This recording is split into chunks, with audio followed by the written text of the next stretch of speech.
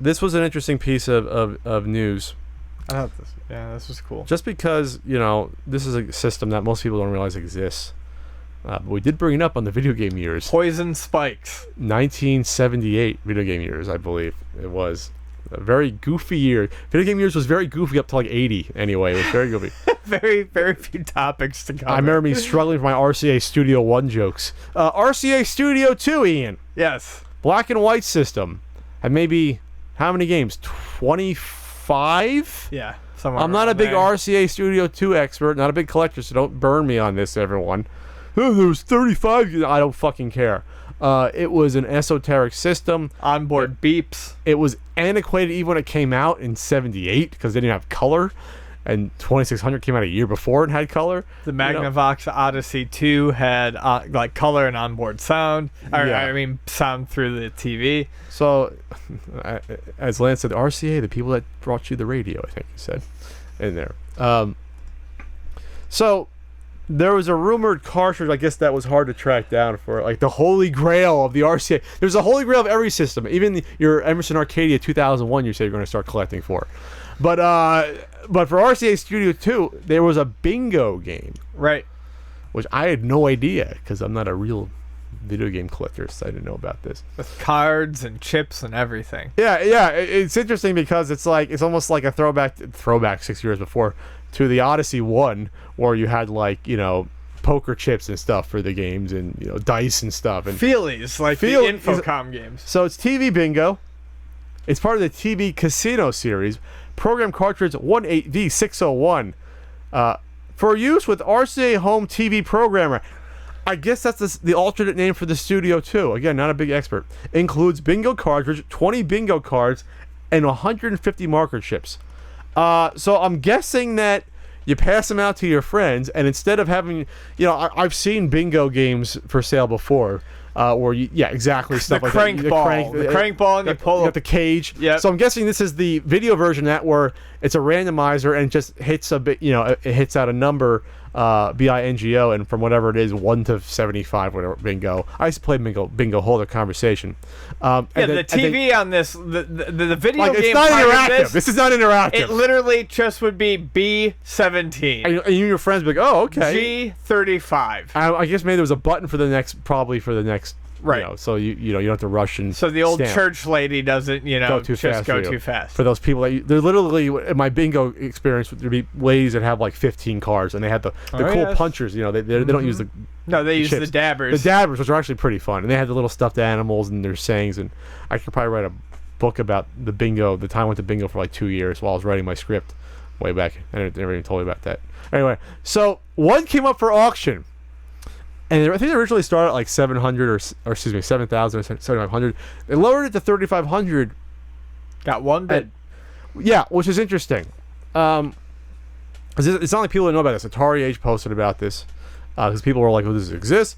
And then it turns out there was at least a couple of copies, and both of these I think were discovered in the Philly area, which is where I guess RCA was. Yeah, it's where the production line for the Studio II was. So now we're not sure if this was actually ever like commercially released or if it was like so limited, because this system was a quick death that maybe 9 months. Maybe that came out like in an RCA store, like a local RCA, and sold like so little of these that they never really got out. So this is the story that I was able to piece together from reading the Atari Age. Our favorite form. Just gonna say, you guys a lot of sandwiches. The story that I was able to piece together was that this was never actually released.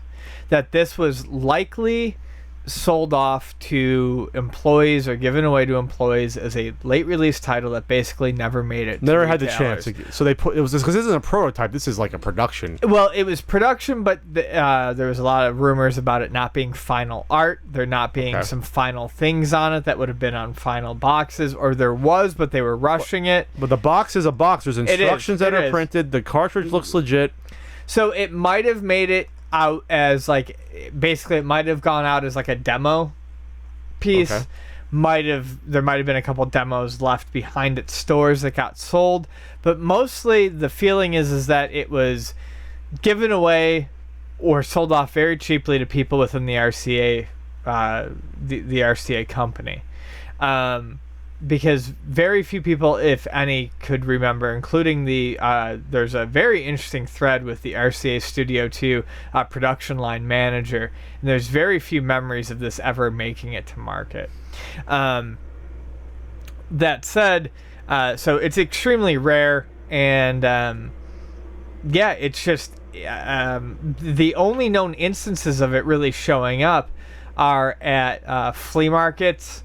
Like, when people remember it, they don't remember seeing it in stores. They remember seeing it in flea markets in the area. All sightings of this to this date that people can recall have come up in the area that would make sense for the location of where the Studio II was manufactured, where RCA was located, which, once again, and they're older guys, flea markets, junk sales, garage sales,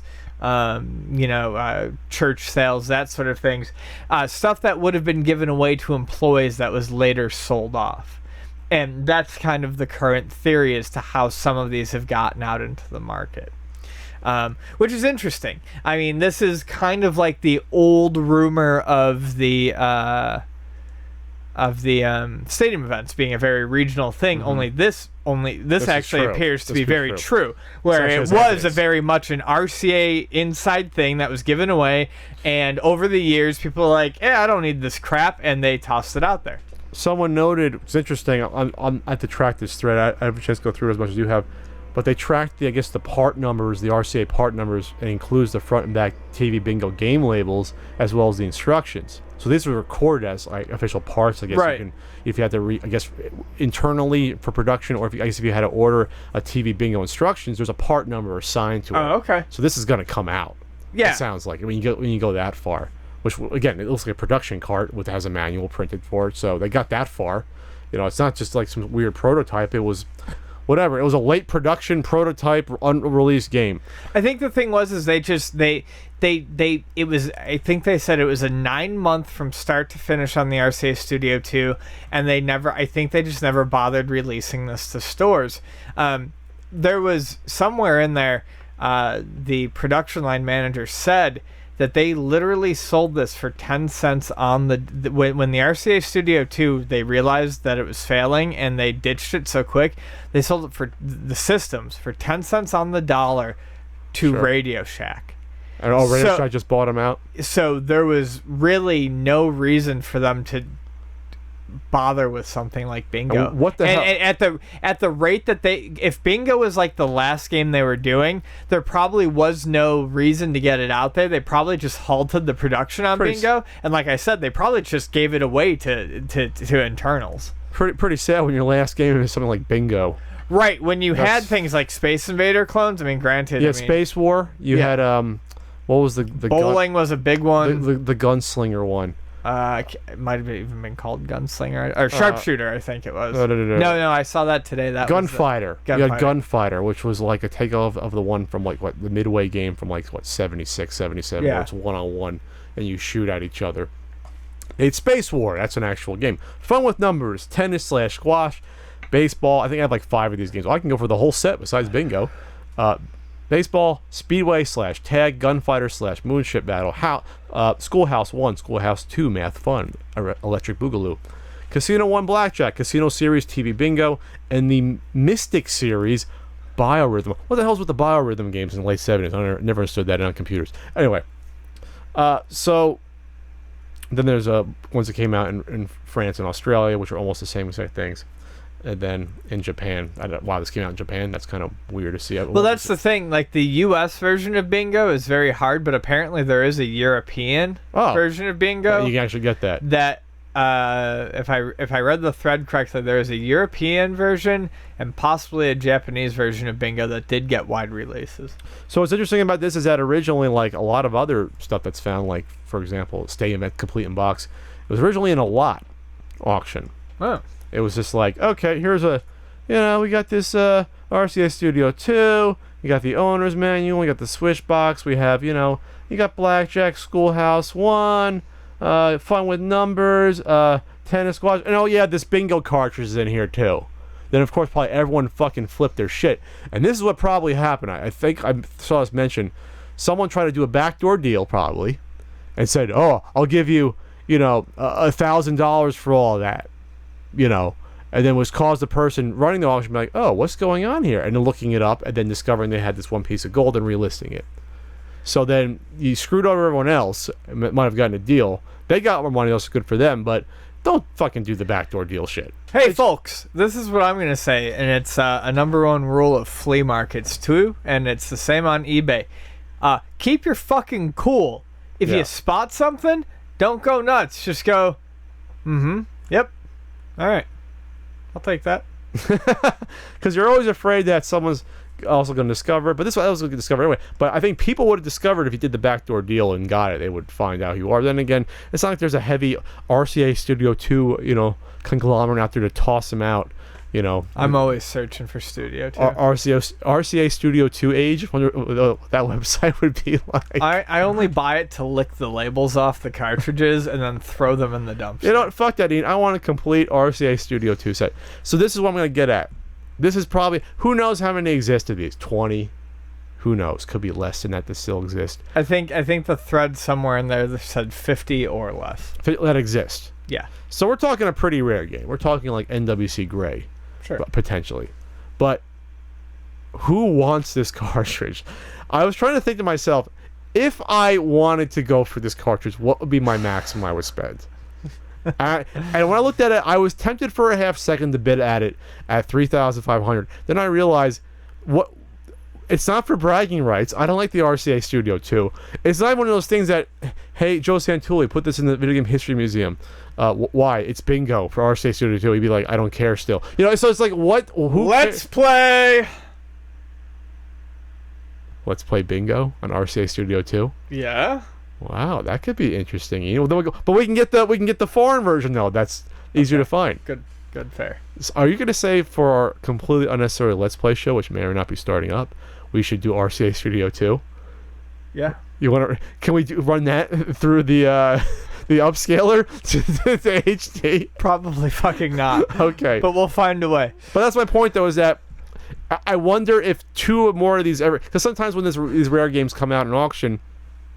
You were so excited for the Let's Play. I think you actually want to do that. I think I do. Jesus Christ. But when these rare games come out, a lot of times people go, "Oh, I'll put mine up now too," because now people have an interest because they didn't know it existed before. How many fucking video game collectors even knew about this? I didn't know about this game existing. Esoteric system, esoteric game. So now, if a second or third one comes out, would they even go for 1,000 at an open auction? I don't think this would have reached 3,500 open auction. No. Might have reached like 800, 700. I was thinking maybe 500 I'd bid on that just for shits and giggles to see what happened. You got a dude sitting on a pile of money who's like, fuck it, I want it. And who knows, maybe there's some old disgruntled employee that stole all the RCA Studio II merchandise when he was fired when the plant closed down. He might have a stack of them at home. I'm just thinking. I've got 49. That's 50. Some 7-year-old guy went, this is my time. I've been waiting forever for this. I've got all of them. But the point is that even though something's very rare, it may be worthless. Okay. Or not. Of course, here it was 3,500, but if a couple more come out, they might be worth nothing. The good old Tengen Nintendo AC adapter is worthless, and there's not many of them out there. Probably less than an RCA Studio II bingo. Let's play! That was funny. Let's play. All right.